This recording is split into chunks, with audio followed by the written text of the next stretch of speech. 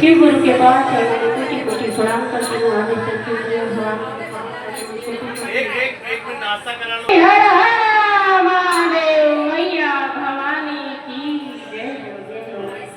शिव गुरु के पास चरणों में कोटि कोटि प्रणाम करती हूँ। धरती पर बैठा धरती मैया के पांव चरणों में कोटि कोटि प्रणाम करती हूँ। पार्वती मैया के पांव चरणों में कोटि कोटि प्रणाम करती हूँ। भगवान श्री रामचंद्र के दरबार में कोटि कोटि प्रणाम करती हूँ। चर्चा स्थल पे जितनी गुरु बहना और गुरु भैया हैं, सबके पावन चरणों में कोटि कोटि प्रणाम करती हूँ।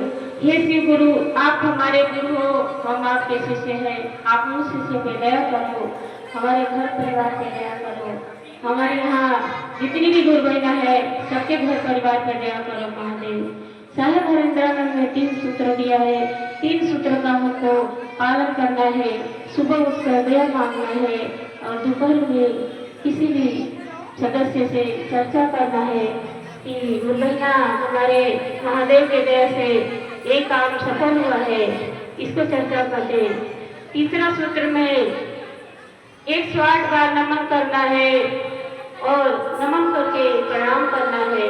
महादेव का 3 सूत्र का पालन कीजिए और महादेव का दया पाइए। तो कहते हैं गुरु बहना,